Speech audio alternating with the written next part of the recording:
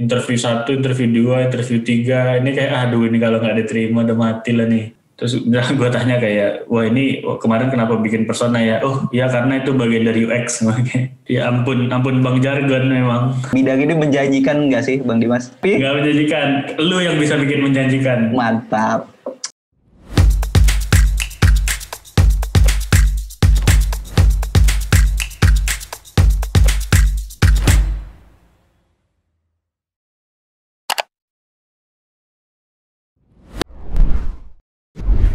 Halo teman-teman semua, balik lagi bareng gue Rizky Kurniawan. Ya udah lama banget nggak upload video dan kali ini gue ketemu atau berkesempatan ngobrol bareng Bang Dimas Wibowo. Nah, Bang Dimas Wibowo ini kalau kalian tahu Seat Talk Design, nah itu adalah orang di balik Seat Talk Design sendiri. Mungkin silakan aja Bang Dimas buat perkenalan, nama, terus mungkin kenalin secara singkat sekarang sibuknya apa dan di desain produk desain udah berapa lama gitu. Oke, thank you Om Cesar. Yuk, selamat sore, siang, pagi, malam buat teman-teman yang nonton YouTube-nya Om Cesar. Perkenalkan nama gue Dimas. Saat ini sedang sibuk bikin sebuah studio namanya Natuno. Cuman sebelumnya gue bekerja di teknologi company selama 4 tahun, barusan resign. Nah, jadi kalau mungkin hari ini kita bakal ngobrolin seputar itu kali ya, Cesar. Iya. Oke, ada lagi? Itu aja? Apalagi ya? Nggak ada sih. Saat ini sedang berada di Jakarta. Di rumah aja ya? Lagi di rumah, nggak kemana-mana. Oke. Pertanyaan pertama mungkin gue mau nanya tentang ini, starting career as designer. Tuh kalau gue lihat di LinkedIn itu kan di awalnya itu starting jadi UI designer itu di Paprika Multimedia tahun 2015 ya kalau nggak salah. Boleh ceritain nggak Bang Dimas awalnya gimana? Apakah langsung nyemplung ke UI atau gimana dulu nih? Iya, sebenarnya kalau di dunia desain tuh sebenarnya jauh dari Paprika ya. Jadi gue sebenarnya SMK itu udah belajar desain. Nah, kebetulan gue jurusannya teknologi komputer dan jaringan. Mungkin teman-teman yang SMK tahu nih. Cuman karena waktu itu juga ada kelas desain di SMK gue, jadi gue juga minat tuh belajar desain. Nah, jadi gue belajarlah graphic design, bikin poster, bikin bikin logo, waktu itu sih lebih tepatnya perkenalan gue sama dunia interface design tuh gara-gara bikin Flash. Jadi gue ngedesain aplikasi di Macromedia Flash, kalau teman-teman tahu nih. Macromedia Flash Player ya?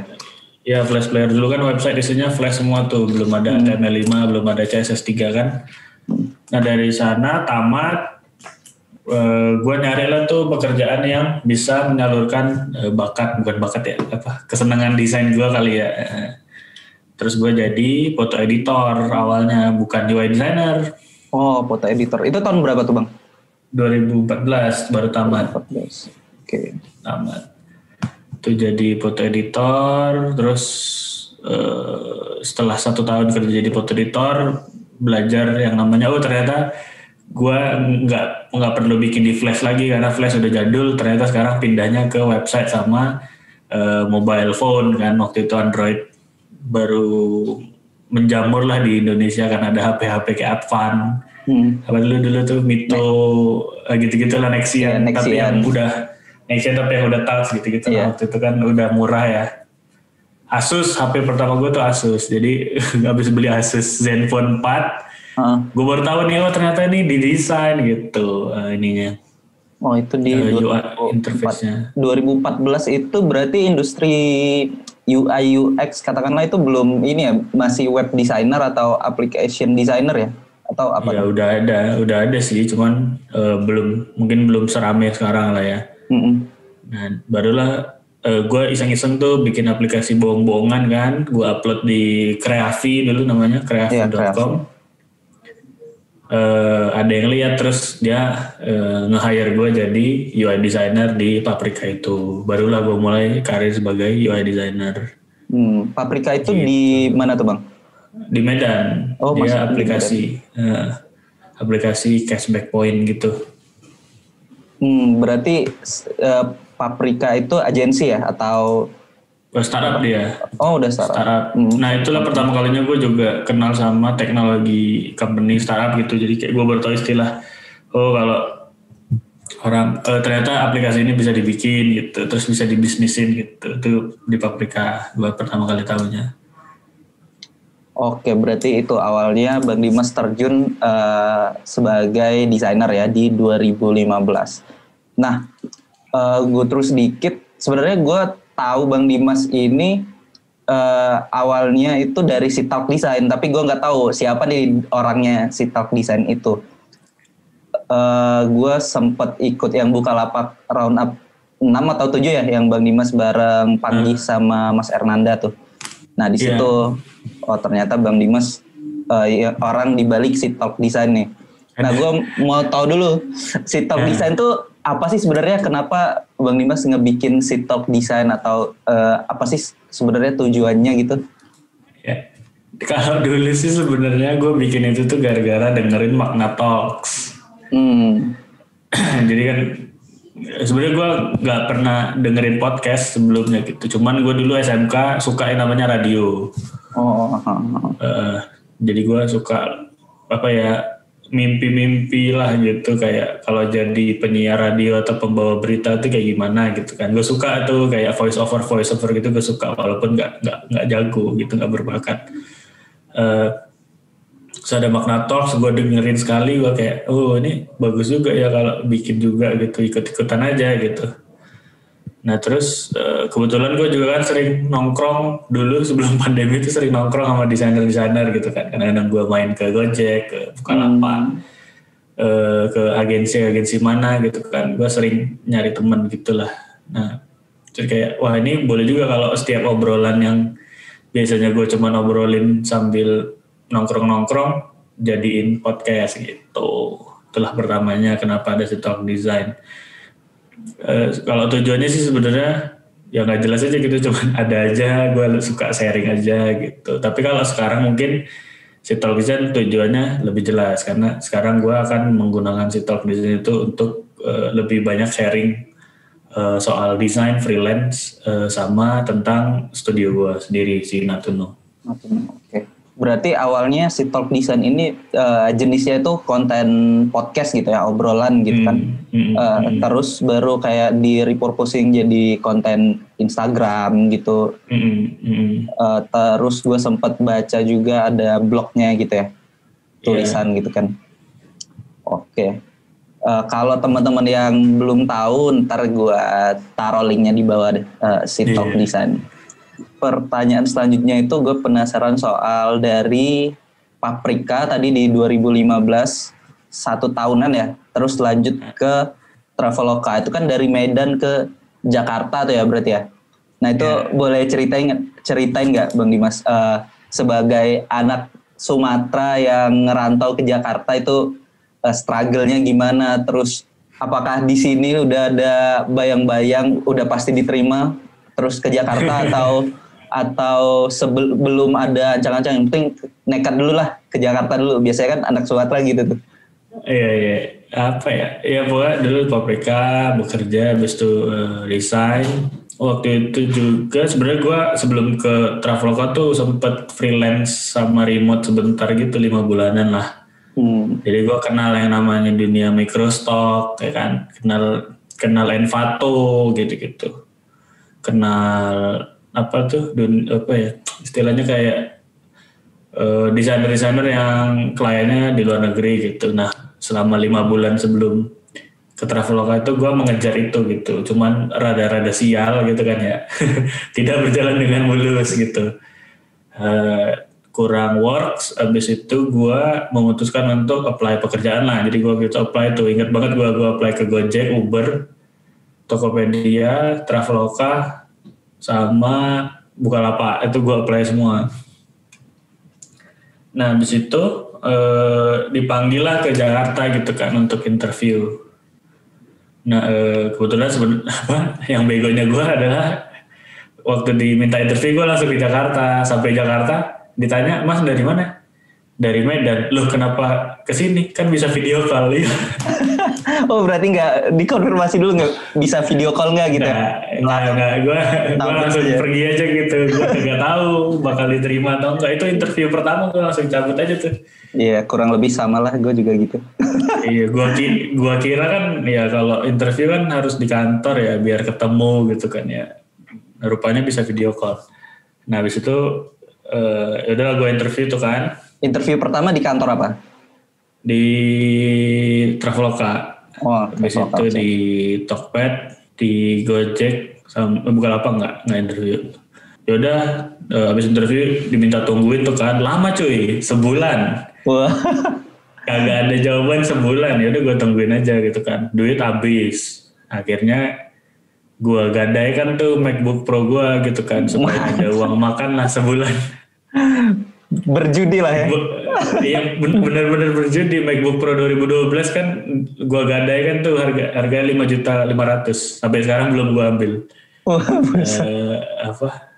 Gue gade dapet tuh 5.500.000 ya udah gue pakai lah untuk bayar kos makan operasional. Gitu. Nah, operasional bulan lama. Interview 1, interview 2, interview 3 ini kayak aduh ini kalau nggak diterima udah mati lah nih. Rupanya dalam hati gue, wah ini ya udahlah, udah desperate, siapapun yang manggil itulah yang gue datengin gitu. Traveloka ngemail duluan gitu. Oh, oke. Okay. Berarti Traveloka juga yang manggil interview pertama duluan, dan Traveloka juga yang ngasih offer letter pertama duluan gitu. Duluan. Habis itu ada satu lagi yang ngasih offer letter lebih tinggi. Tapi udah janji. Janji harus ngambil yang pertama ya udah Traveloka. Best decision. Karena apa ya? Udah mepet juga ya kan? Udah mepet. Ngapain? Cuman beda 1 juta 2 juta harus drama udahlah. Iya, benar. Nah, itu kan sebenarnya nggak tahu ya, gue kurang lebih sama. Mungkin gue beruntungnya adalah gue numpang tempat teman, karena udah ada teman yang udah kerja duluan di Jakarta dan dia bilang lo di sini aja sampai keterima gitu kan. Baik bedah teman gue itu. Nah di situ juga, nah pas ngegadein MacBook tuh Bang Dimas nggak kepikiran ini kalau nggak diterima ini MacBook hilang, terus butuh ongkos balik lagi buat ke Medan gitu kan. Terus nanti di Medan nggak tahu mau ngapain karena MacBook udah nggak ada tuh. Sebenarnya udah nggak kepikiran sih. Lebih ke arah dapet ini gitu loh. Oke, optimis aja ya. Waktu itu digadai juga nggak tanpa pikiran ya. Gue karena habis interview 1-2 kayak nyambung lah gitu, terus kayak ini kayaknya masuk lah gitu. Cuman makanya berani gade, kalau enggak mah nggak gue gade. Berarti udah optimis lah ya dengan udah ngelihat pas ngejalanin interviewnya itu udah bisa lah ini gitu ya. Ya lebih ke arah dapet ini, terus ya udah habis gade pun sebenarnya uang gadenya jadi nggak kepake gara-gara besokannya pun ada freelance sebenarnya. Ternyata dapat freelance. Cuman ya itu waktu itu ya ini aja buntu aja, jadi gue langsung lagi di Grogol kan, banyak tuh pusat gadai pusat gadai Indonesia kan. Nah jangan dekati itu guys, itu tidak baik guys. Berarti bukan di kayak pegadaian gitu bukan ya, langsung tempat-tempat gadai pinggir jalan gitu ya, yang tokonya di pinggir jalan, gadainya di dalam gang, nah itu kayak gitu. Yang sembunyi-sembunyi ya, namanya ini pegadaian, nanti dapatnya berapa kan. Ya udah lanjut aja, jangan dekati itu guys, pesan Bang Dimas. Nggak usah gade-gade lah, udahlah minjem gitu, atau minta lah udah. Iya. Atau jual nggak usah gade-gade lah itu, jual. Oke. Ini anak Medan nekat ya emang. Nah terus gue penasaran kan dari Sumatera tuh, dari Medan terus ke Jakarta, keterima di Traveloka. Waktu itu belum unicorn ya berarti ya? Atau udah? Gak tahu lah, lupa gue. Ya udah gede lah. Udah gede. Waktu itu sebenarnya udah gede. Ya sih udah termasuk gede lah, 2016. Nah di situ ada gap knowledge nggak sih Bang, dari yang tadinya Bang Dimas kerja di Medan terus ke Traveloka, ketemu orang-orang baru, orang-orang Jakarta lah, yang kayak gue dulu kalau pas baru ke Jakarta tuh wah gini ya cara mikirnya, pola hidupnya gitu, macet-macetnya. Nah itu ada nggak sih yang Bang Dimas culture shock lah pas join di Traveloka pada awalnya gitu, dan gimana proses belajarnya itu? Banyak sih, mungkin ada 3 highlight kali ya. Highlight pertama itu join Traveloka tuh gue kaget. Karena isinya lulusan luar negeri kan banyak tuh. Ataupun kalau nggak lulusan luar negeri pun paling ITB, UI, UGM. Ya. Sementara gue kan nggak kuliah ya. Itu culture shock tuh waktu itu tuh. Lebih ke arah minder lah. Gue ada setahunan tuh minder gitu, gue kayak ngomong nggak pede gitu-gitu. Apa itu presentasi juga nggak pede. Terus habis itu ya harus gue perbaiki juga tuh waktu itu. Itu kalau kata shock pertama, karena ya gue sebagai anak bukannya bilang lulusan itu penting, cuman kan mereka memang pinter di Traveloka tuh. Memang kalau kita bilang gue nggak lebih-lebihkan kalau gue bilang memang orang-orangnya pinter-pinter, pinter kayak yang kalau tanya-tanya pasti ujung-ujungnya dulu ketua OSIS gitu atau juara olimpiade gitu-gitu pasti. kayak nggak ada gitu yang dulu. Ya ada yang geng motor pun ada, cuman ya pasti pinter gitu, antara beasiswa sini beasiswa sana pasti gitulah semuanya rata-rata itu. Nah itu culture shock lah, karena gue harus insecure lah ya dengan hal itu ya. Insecure.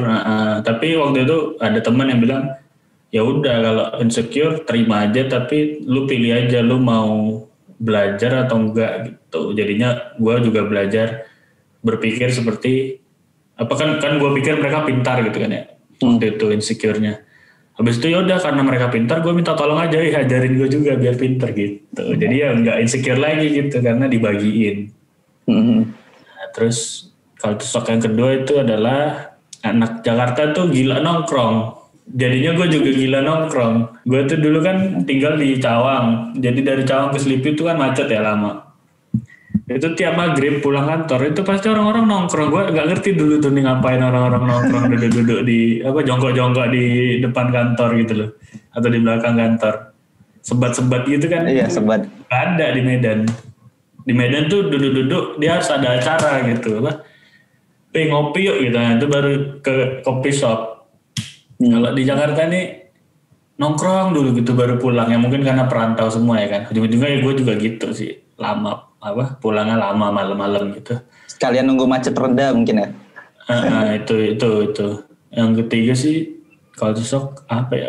Yang ketiga sebenarnya ini sih macetnya ya, itu dulu kalau shock macet sih. Gue dari Cawang ke Selipi 3 jam lama banget. Terus Jakarta. Jauh banget ya. Waktu nggak ngerti, habis itu gue ngekos di Selipi sih. Oke, berarti itu proses karena baru mungkin, dan waktu itu mungkin Bang Dimas masih muda juga ya, masih dibilang anak-anak baru lulus SMA 1 tahun lah ya, gitu kali. Enggak lah. 2 tahunan ya? Udah lulus 2 tahunan. 2 tahun berarti ya? Ya lebih ke arah ini sih, waktu itu masih kecil lah ya, masih 20 gitu-gitu kan. 20-an lah ya. Terus memang kemaruk lah istilahnya, kalau bahasa Sumatera ya, kemaruk. Bahasa Melayu, lihat orang pakai sepatu Adidas kan, beli itulah dulu. Iya. boros. Balas dendam lah ya. Balas dendam ya, di Medan nggak ada apa-apa. Oke. Di Traveloka kan join jadi UI designer ya, belum visual designer ya dulu ya? Ya, jadi UI designer dulu. Nah, terus setelah 2 tahun atau 3 tahun, kalau gue cek itu kan jadi senior visual designer. Boleh ceritain nggak Bang, apa sih bedanya antara yang staff UI designer dan senior, tanggung jawabnya atau dari segi pekerjaan atau apapun deh? Gue kalau sekarang nggak tahu lagi ya, itu udah 2 bulan juga sih gue resign. Cuman dulu tuh kalau UI design ya kita tanggung jawabnya mengerjakan produk konsep ya kan. Jadi gimana caranya, misalnya keperluannya itu ternyata market kita butuh pemesanan online hotel, tapi harus bisa di refund 2 hari gitu misalnya. Gitu-gitu lah ya kan. Nah, si UI designer ini bikin konsepnya ini gimana, flow-nya gimana, solusi produknya gimana, tampilannya gimana, prototipe-nya gimana, terus gimana caranya itu bisa di-build sama developer gitu. Jadi scope-nya kayak gitu. Nah, ketika menjadi senior visual designer, waktu itu scope-nya rada bertambah. Yang bertambah itu adalah sebagai visual designer, kita harus mastering. Gue nggak bilang, mungkin gue nangkepnya sih visual tuh bukan cuman kayak gambar atau image atau ilustrasi gitu ya, tapi lebih ke arah pembentukan produknya itu sendiri gitu loh. Jadi ya bentuknya bisa interface, bisa motion, bisa ilustrasi gitu. Gimana caranya lu bisa membentuk sebuah konsep dari permasalahan yang kita mau sama-sama perbaiki atau solve gitu loh. Nah kebetulan yang produknya ya website sama app kan, ya harus di situ. Nanti misalnya Traveloka di luar itu ya kita harus bisa juga gitu, karena kita seorang visual designer. Kalau soal seniornya sih ya lebih ke arah gue juga menjadi technical coach, jadi ngajarin teman-teman yang baru mulai jadi visual designer, menjembatanin antara stakeholder sama desainer-desainer yang lebih junior ya gitu-gitu sih. Semacam mentor kali ya buat teman-teman yang baru join ya. Oke. Nah lanjut lagi nih soal Natuno. Ini sih gue penasaran, bisa dibilang Traveloka adalah company yang banyak diimpikan desainer-desainer yang baru mulai gitu kan. Nah kenapa Bang Dimas memilih resign dari Unicorn dan buat agensi yang dengan segala keribetannya, dengan segala ketidakpastiannya gitu kan. Sebenarnya kalau misalnya tetap di Traveloka ya udah kerja terus bisa belajar dan dapat salary gitu kan. Tapi kalau di agensi mungkin resikonya lebih tinggi gitu. Nah itu kenapa Bang? Apa ya? Gue kalau ditanya gini tuh rada malu karena gue sebenarnya tidak banyak berpikir orangnya. Kelihatan sih. Dari gade laptop udah kelihatan. Iya. Gimana ya? Ya ada sih berpikir. Jadi sebenarnya gue udah bikin Natuno terus dari kerja gitu. Jadi sambilan freelance gitu. Dulu belum ada Natunonya. Jadi gue udah 2 tahunan lah freelance gitu. Jadi kayak malam-malam begadang ngerjain UI orang gitu kan ya. Nah cuman makin lama freelance-nya makin banyak. Nah gue nggak mau nih kalau pekerjaan gue di Traveloka terganggu gitu. Karena kan gue seneng banget di Traveloka gitu loh. Gue punya karir ya gue bisa bilang bagus, perusahaannya juga mantap gitu kan ya, masih banyak yang bisa gue kerjain. Nah gue nggak mau ini berantakan gitu loh. Gue nggak mau jadi orang yang gara-gara ngerjain banyak project di luar terus berantakan kerjanya. Gue nggak mau gitu. Nah berarti kan harus milih nih, lo mau nggak nerima project lagi atau ya keluar dari Traveloka kan, pilihannya 2 itu kan. Mau stay tapi nggak ngerjain freelance lagi atau keluar bisa bikin studio gitu. Oke, berarti bukan semata-mata resign tanpa ada kejelasan ya, karena demand kliennya udah tinggi dulu gitu kan? Iya sebenarnya nggak tinggi-tinggi amat, cuman ada gitu. Terus gue langsung merasa kayak ini gue setahunan ini jalan nih, bahkan udah ada tim gitu, udah bisa gaji orang gitu kan. Ini cobalah gitu ya, kalau nggak bisa ya udahlah gitu kan waktu itu gitu. Kalaupun misalnya gagal ya udah gue resign gitu.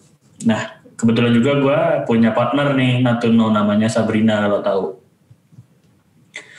Dia adalah desainer Traveloka juga dulu. Nah dia nih yang ngajakin bikin studio bareng gitu, jadi kita berdua bikin studionya sebenarnya.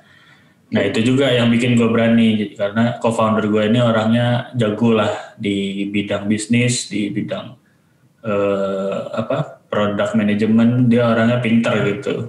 Nah jadi kalau kita bilang digabungin gitu, yang pintar sama yang gegabah digabungin jadi bagus gitu. Paket lengkap lah ya. Lengkap. Nah makanya berani. Dan ya gue senang sih setelah akhirnya resign, seriusin di Natuno. So far senang sih, walaupun memang sulit sekali ya bikin studio, sulit. Iya. Tidak seperti yang gue bayangkan, jauh. Ya jelas. Terus ini nih, gue berarti kan kliennya udah ada tuh. Gini, kan ada dua ya.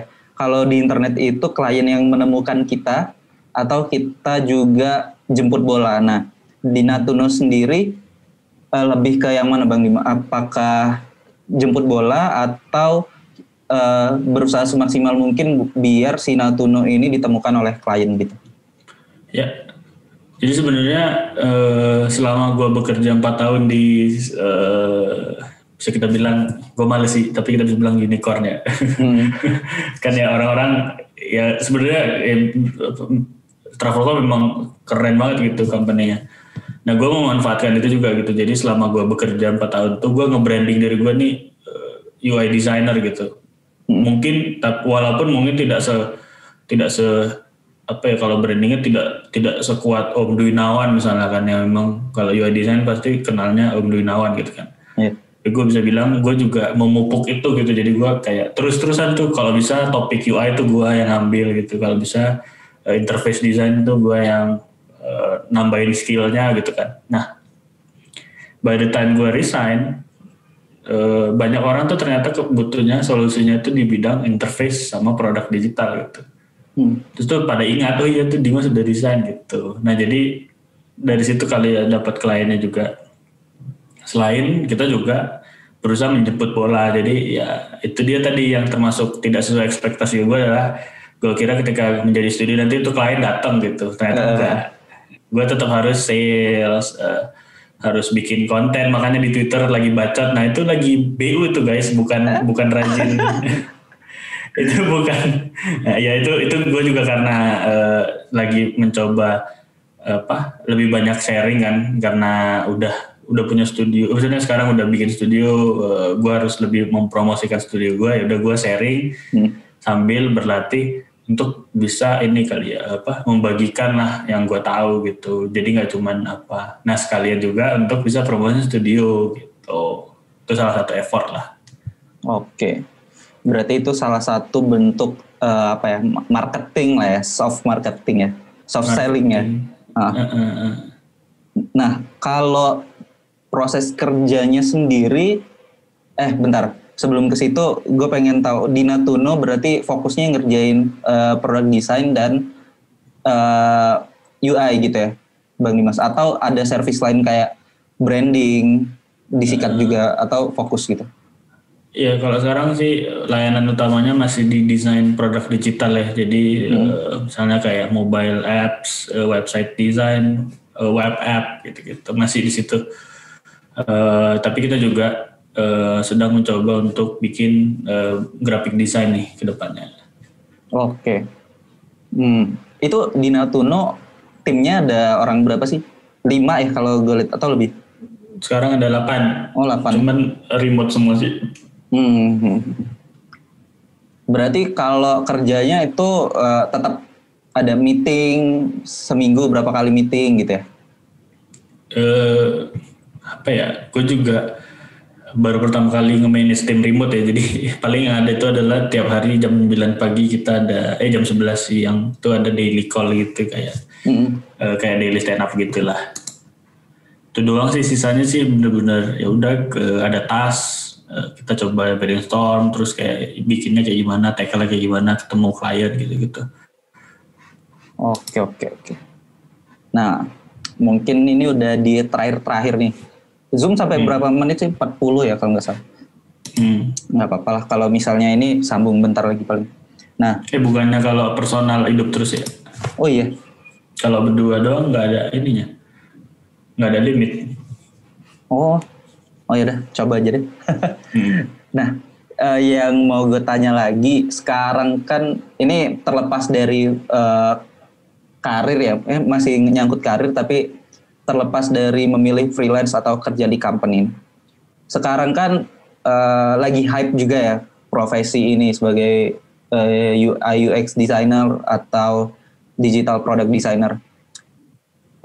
Dan marketnya makin saturated nih, makin banyak orang yang tahu, makin banyak orang yang belajar, dan company-company juga sudah mulai sadar akan kebutuhan digital mereka.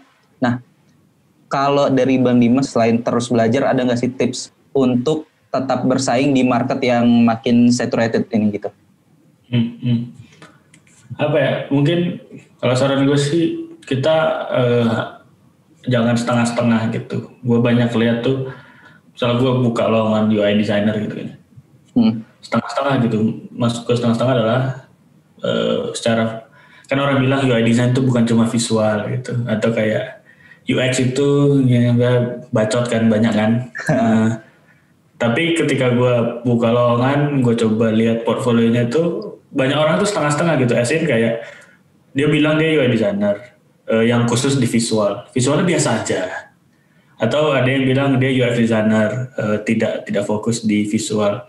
Tapi juga dia bilang dia khusus di risetnya juga nggak dalam. Ya bahkan gue bukan researcher juga gue merasa itu tidak dalam gitu. Apalagi nanti ketemu researcher gitu kan. Jadi maksud gue kita tuh harus ambil satu subjek terus kayak dalemin gitu sampai sampai jago sejago-jagonya gitu. Baru kalau memang ada subjek pembantu yang lain itu kita ambil juga gitu. Contohnya kalau memang kita seorang UI designer yang fokus di visual doang, kayak bikin website yang bagus, micro interaction-nya bagus, itu doang, ya bikin jago gimana caranya lu jadi dewa di situ gitu loh. Kayak sampai orang pun dia tuh kalau mau bikin UI design yang kayak ada 3D-nya tuh ke Caesar lah gitu, nggak boleh sama orang yang lain gitu, dia dewanya gitu. Nah, tapi nanti kan ketika lu project, kan lu ketemu ternyata website gua harus di reset. Nah itu lu pelajarin, tapi mungkin itu juga lu pelajarin, tapi yang visualnya tadi tuh lu tekenin sampai benar-benar jago gitu. Jadi dia kalau istilahnya tuh, istilah resminya tuh T-shape ya, T-shape designer gitu. Jadi lu ada satu yang lu dalemin, sisanya tuh lu pelajarin itu. Kalau nggak bisa lu, gue bosan banget gitu lihat apalagi di Indonesia gitu ya. UI itu ini, UX tuh ini, masih kayak gitu kan ya. Ngapain? Kalau lu memang misalnya gini lah, di komunitas-komunitas kan kita sering lihat ya ngesan dribble gitu kan. Ya, terus orang sebel gitu, UI UX kok dribble doang. Gue bilang salah ya, kalau lu memang mau bikin dribble ya bikin sebagus-bagusnya coba gitu loh, jangan setengah-setengah gitu. Ini enggak, udah dibilangnya ya ini memang gue fokus di dribble, maksudnya dribblenya biasa aja atau visualnya biasa aja, kayak mau kemana gitu loh.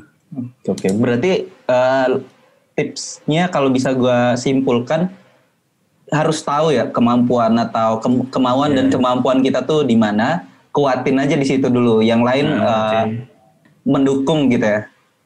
Iya, jadi kalau lu punya gigi, lu tahu ini aneh sih perumpamannya. Jadi ikan hiu itu giginya kalau ada 3 lapis. Gigi yang untuk makan ikan lain tuh di depan. Nah kalau gigi yang depan putus, gigi yang belakang tuh maju. Nah sama nih juga. Misalnya gue dalemin di icon design gitu. Suatu saat orang nggak perlu gue lagi karena udah pakai mesin gitu bikin icon gitu, pakai machine learning. Tapi gue bisa brand design, gue bisa bikin logo. Nah logonya gue majuin gitu.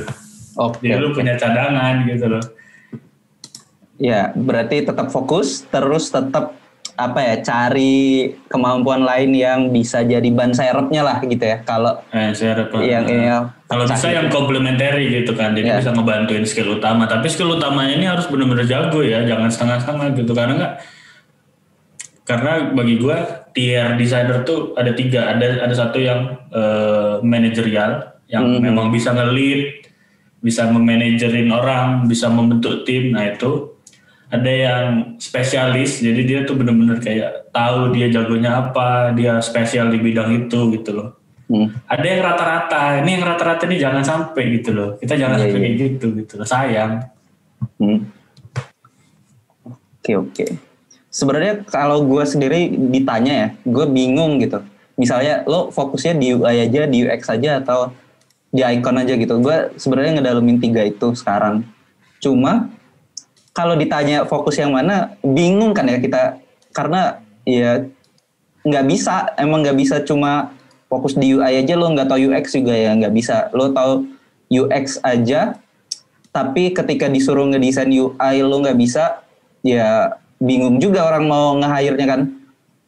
Apalagi kalau yang baru. Sekarang kalau gue lihat lo cuma ngandelin satu yang kayak Bang Dimas bilang tadi, gue secara visual gue ngerasa belum oke-oke banget gitu kan. Makanya gue coba nyari apa ya yang bisa gue andelin gitu ya, icon design. Gue coba icon design. Kalau misalnya toh nggak bisa di sini nih, ya gue ngandelin ini, sama fokusnya di design system, organizing UI kit gitu-gitu kan, terus ngebikin komponen gitu. Nah cuma emang secara visual gue ngerasa gue sendiri kurang matang, makanya gue coba kuatin di yang lain gitu kan ya. Nah terus kebutuhan akan product designer ini masih banyak. Nah cuma kalau gue lihat orang yang masuk ke field ini banyak, cuma emang yang memenuhi kebutuhan itu belum sesuai kebutuhan inilah company lah. Itu menurut Bang Dimas gimana? Benar nggak sih? Bener. Waktu gue di travel kan gue juga sempet hiring gitu lah ya, jadi interviewer gitu kan. Yang menurut gue kurang di Indonesia terutama itu adalah bahkan untuk kebutuhan yang paling dasar aja kayak ngedesain itu kan ngecraft ya, maksudnya gimana caranya lu bisa bikin sebuah konsep solusi dari goal, brief, problem yang ada gitu kan. Nah itu banyak yang instan gitu loh, nggak mau mempelajari dengan bagus gitu. Kayak misalnya ngedesain itu seperti apa sih? Gue nggak bilang lu harus kuliah kayak lecture gitu ya, karena kan gue juga enggak gitu. Tapi at least lu harus paham lah kayak ngedesain itu yang bagus gimana. Ada komposisi, ada prinsipal di situ. Nah itu harus tahu. Nah banyak kan tuh, UX itu bahkan gue sering kayak nemu kalau lagi interview gitu kan, kayak ya ini case study saya ya. Ya ini misalnya interview si ininya ya, si yang ngelamar kerja ya. Ya saya bikin user journey, terus saya bikin usability test dengan persona. Saya bikin persona, terus saya habis itu usability test. Terus gue tanya kayak, wah ini kemarin kenapa bikin persona ya? Oh ya karena itu bagian dari UX. Kalau ya terus kayak ya kenapa persona bagian dari UX? Ya karena ini UX proses itu, UX proses itu apa? Maksudnya ya lu harus tahu lu tuh ngapain sebagai desainer gitu loh. Itu yang kurang menurut gue. Banyak orang tuh kagak tahu harus ngapain ketika menjadi yang dilakukan tuh, kenapa dilakukan tuh banyak yang nggak tahu. Gitu. Mungkin karena ini juga kali ya. Makin banyak sumber belajar yang bertebaran, terus mereka nelan itu mentah-mentah tanpa tahu kalau Bang Tri Nugraha tuh bilang kemakan jargon. Jadi tahu jargonnya, cuma nggak tahu ini tuh digunakan pada saat apa. Jadi ngedesain tuh semuanya dipakai gitu kan, sesuai nggak sesuai, perlu nggak perlu gitu kali. Iya, ya ampun Bang jargon memang. Iya, ampun Bang jargon. Banyak kan gitu ngomongnya nggak jelas banget. Ya bisa gue bilang juga karena kita juga bidangnya masih muda sekali, banyak lah orang yang kayak bikin sumber-sumber, termasuk gue juga kan. Ya jadinya ya kita memang harus bijaksana aja sih, kayak kalau lagi belajar apa itu ini maksudnya apa. Gini lah, kalau memang desain mau dianggap bagus ya kita harus kritis kayak bidang lainnya gitu. Misalnya lu anak nuklir gitu atau anak perminyakan, misalnya lu dapet artikel nih cara mengebor crude oil di Alaska ya kan, artikel A. Terus artikel B, cara mengebor crude oil di Alaska revisited gitu kan. Kalau lu memang kayak desainer sekarang di kita, kalau dia si penambang minyaknya kayak desainer kita sekarang, itu asal baca artikel habis itu langsung nambang minyak kan? Iya. Kita harus kritis gitu artikelnya, kita pelajarin lagi, terus kayak kita kaji dulu gitu. Ya gitu sih kalau kira-kira kali ya. Gue nggak lihat gitu, tapi pengennya kita dibilang desainer tuh penting juga ya, tapi harus main juga dong di bidang itu, di kritis itu tadi, di pemikiran yang lebih luas ya harus main juga. Kalau nggak bisa dibilang penting. Orang lu aja baca apa, nonton tutorial YouTube, habis itu langsung bilang ahli kan banyak tuh ya di sini. Iya. Atau buka kelas aja. Iya, tahu-tahu 2 hari mahir menjadi UI designer. Iya. Gue juga pengen bikin tuh, dapatkan 5 juta dolar menjual icon di Fiverr. Mantap. Ya udah, mungkin kita terakhir nih, buat yang benar-benar baru mau masuk dan nggak pede dengan bidang ini gitu. Bidang ini menjanjikan nggak sih, Bang Dimas? Iya atau enggak? Gitu aja dah. Enggak. Enggak menjanjikan. Tapi Enggak menjanjikan. Lu yang bisa bikin menjanjikan. mantap. Oke. Nah, Kalau tanya enggak menjanjikan. Tergantung lo ya gitu ya. Lu yang bikin menjanjikan. Nah, Oke. karena kalau kita bilang menjanjikan nih, semua orang, menjanjikan gitu. Iya, Tapi masuk semua. sementara kan kita semua nih lagi berusaha untuk bikin menjanjikan. Masuk semua ya nggak apa-apa, bagus, harus masuk semua gitu. Tapi harus tahu. Tapi jangan jadi Bang Jargon. Jangan jadi Bang Jargon. Nggak boleh jadi Bang Jargon. Oke. Nah, kalau mau kontak Bang Dimas kepada entah itu company atau teman-teman yang mau mungkin kerjasama atau mau ngobrol, kontak kemana? Twitter, Instagram? Twitter udah Dimdum, DADIMDUM, Instagram DC Talk Design. Udah sih. Mungkin nanti ini mau bikin YouTube juga sih, cuman gue bingung cara bikin YouTube. Ntar subscribe YouTube-nya Bang Dimas. Nanti linknya gue tambahin kalau dia udah bikin. Udah ada si Talk Design, cuman ya belum isi lagi. Ya, ntar gue tambahin semua linknya di bawah. Terus kalau ada company yang melihat video ini dan mau hire Natuno, ada project, masukin aja ke Natuno Design. Oke. Natuno Design. Ya udah, thank you Bang Dimas. Semoga ini bisa bermanfaat buat teman-teman yang mendengarkan atau menonton video ini. Terima kasih juga buat waktunya. Diakhirin aja. See you on the next video guys.